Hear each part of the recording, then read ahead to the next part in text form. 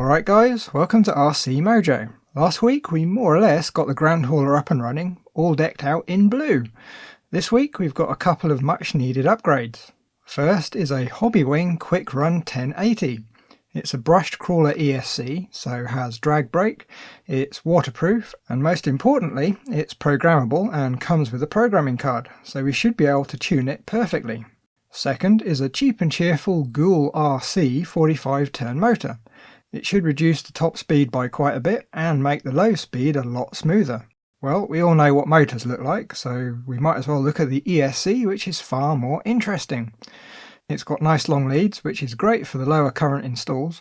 The battery lead has an XT60 connector, which is good because there's quite a few LiPo packs around with these on. The power switch is a momentary button rather than a slide switch, so when you connect the battery, it always starts turned off. Very good for safety.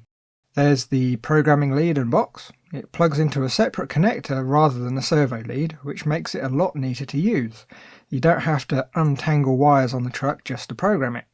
You also get the usual Hobbywing paperwork, decals, and some zip ties and some other little bits. A very nice little package. First job of the day, we need to take the body off again to get at the insides. Since the last time you saw the truck, I've taken out most of the electronics and I stripped the chrome off the small platform. It doesn't take much, I just let it soak in a tub under some old glow fuel. I'm pretty sure it's some methanol that does the business. A quick search will give you lots of other options for other methods if you don't have any old glow fuel. To fit the new motor we need the gearbox out, so the front platform has to be removed to access the screws. It's just a 4, and since we haven't thread locked them, they come out without any fuss. The gearbox screws come out next, again not thread locked, so they don't put up a fight. The gearbox itself is a bit of a fiddle though. You have to get the angle just so the lump that houses the shift rod can get past the chassis rails.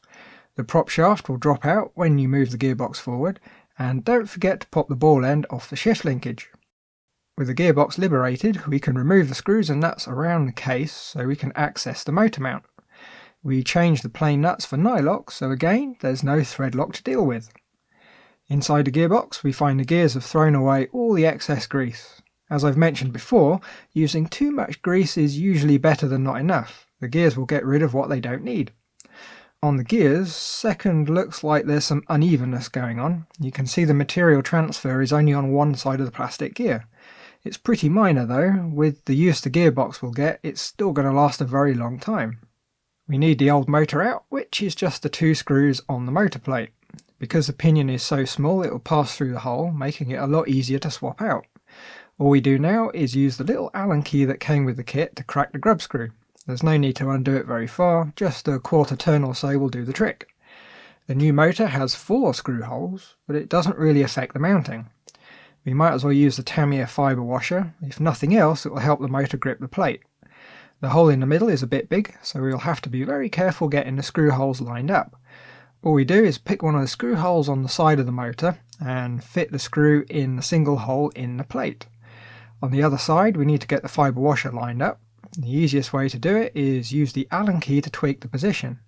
If it lines up nicely with the screw hole in the motor, you've got the right one. This one needs a washer under the screw head due to the slot. Do up both of the screws so you can just about move the motor up and down.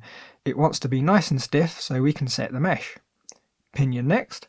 We need the teeth to be central on the plastic gear and for the grub to be lined up on the flat of the shaft and done up nice and tight.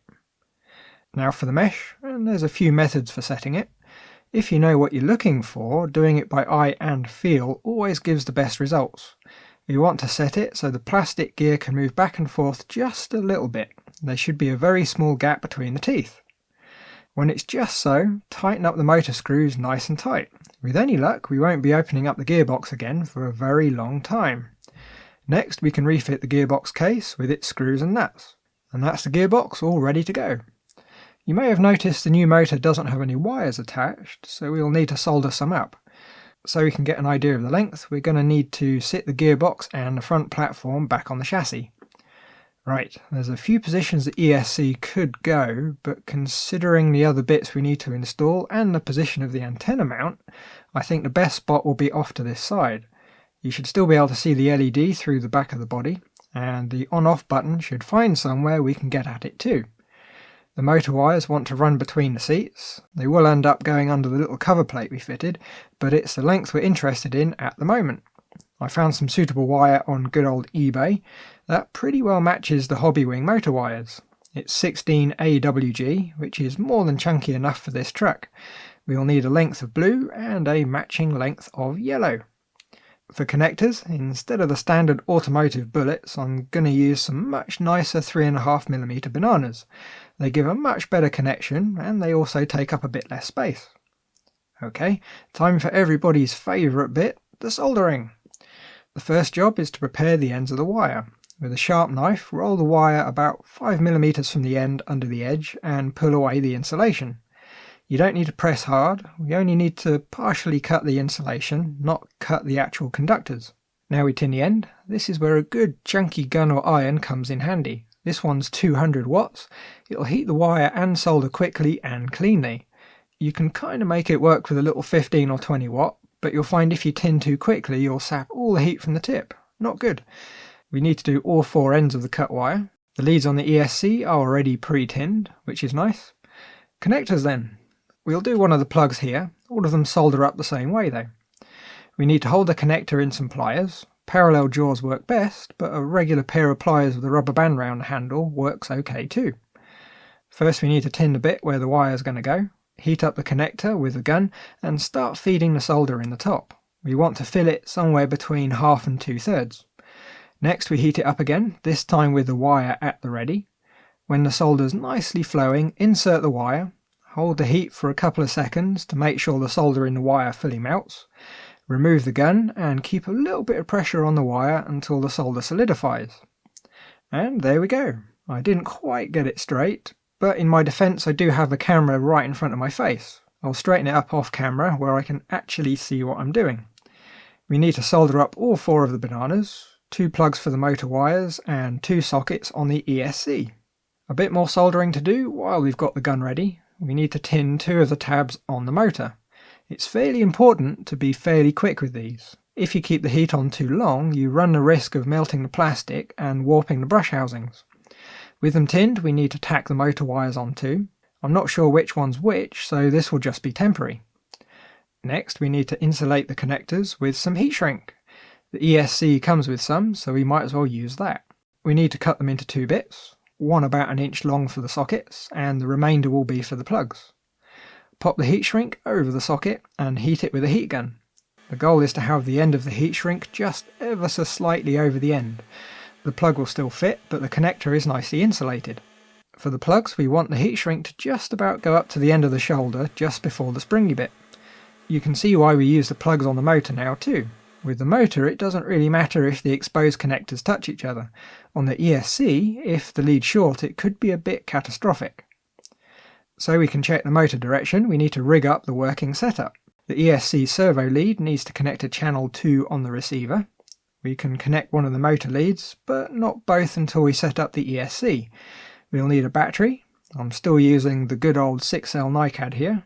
And of course we're going to need the transmitter turned on.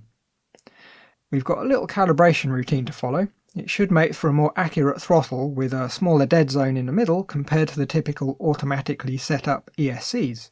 Plus we should only need to do it once, so it's no real hardship. It will be best to do this with the motor disconnected, especially if it's mounted to a truck. There's a good chance the motor's going to start spinning with the transmitter throttle in its neutral position. Okay, here we go then. We need to hold the small black set button while turning on the ESC. The LED flashes to indicate it's in calibration mode. The first setting is for neutral, so with the transmitter throttle in its neutral position, we press the set button. The LED blinks once, and if the motor was connected, it would go beep. Next is full throttle, so we pull the trigger all the way and press the button again. This time it flashes twice. Last step is reverse, so push the trigger all the way and press the set button again. This time we get 3 flashes. Now we can turn off the ESC, connect up the motor and position the gearbox so we can see the output spin. Transmitter and ESC back on, and we can see which way it goes. Okay, pulling the trigger for forward makes the shaft spin clockwise, which is backwards. That means we're going to need to swap the motor wires on the motor, but other than that it seems to be working pretty well. We're nearly ready to start the rebuild, we just got to swap those wires. Pop the wires off, keeping note of which way we want to resolder them. Add a bit of fresh solder on the motor tab so we've got a bit of extra flux, and solder the wires back on. This time I'm running the wires back down the motor can so we don't have big loops of wire up over the servos at the front of the chassis. Okay then, time to rebuild. The gearbox needs to go in the chassis, giving it a good wiggle on the way down, and not forgetting the prop shaft. The 4 gearbox screws go in, just nicely nipped up, not too tight or you will damage the plastic lugs. Front platform with its 4 screws, and we're back to a rolling chassis, just with a fancy looking motor.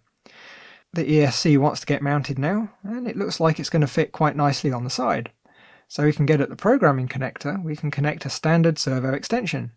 It will be easier than trying to plug the lead in directly to the ESC once the body's on. To mount the ESC we'll use the sticky foam pads that come with it. We'll need to be careful that we leave a little bit of clearance between the metal body bracket and the side of the ESC to make sure the screw's clear. The motor wires can run under the little cover plate we fitted in the last video and connect up to the motor. They're a little bit long, but we can always shorten them if we need to. Receiver now, along with the light controller. This is an own brand RC Mojo one, and right now it's just going to be doing the lights. But it's also going to end up sending data out to other modules for sound and trailer functions.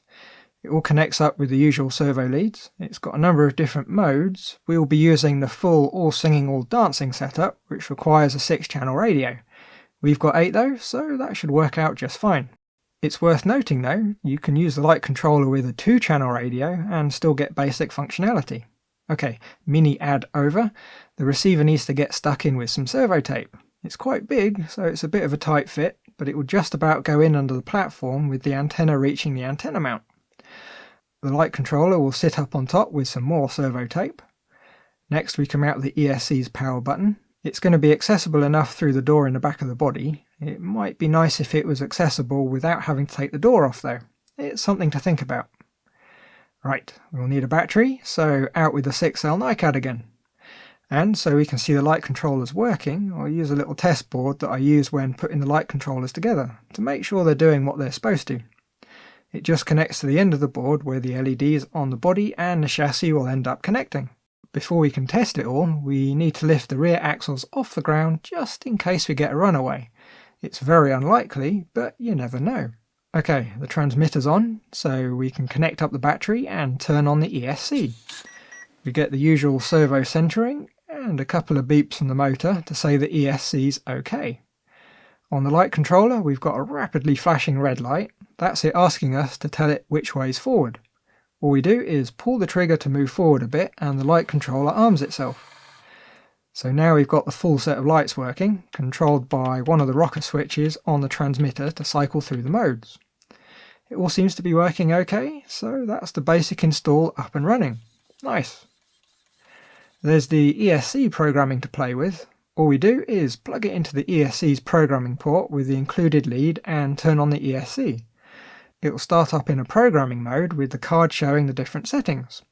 Helpfully, there's a lookup table printed on with a fairly good set of descriptions. To get the best from it, we need to set it up outside where we can test it properly, and ultimately check that the settings work nicely with the extra weight of a trailer. Well, that's about it for this week. We just need to pop the body on with its screws and head out for a sneaky lunchtime test. This is first gear going flat out. In a wide open space it does feel very, very slow. In a confined space it might be a little bit much though. It's really hard to gauge it.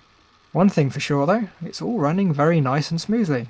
In third gear the speed is probably a bit quick, even for the car park. The feeling of imminent rollover going flat out has gone, which is good, but it's still just a little bit too quick. This of course is where the tinkering comes in.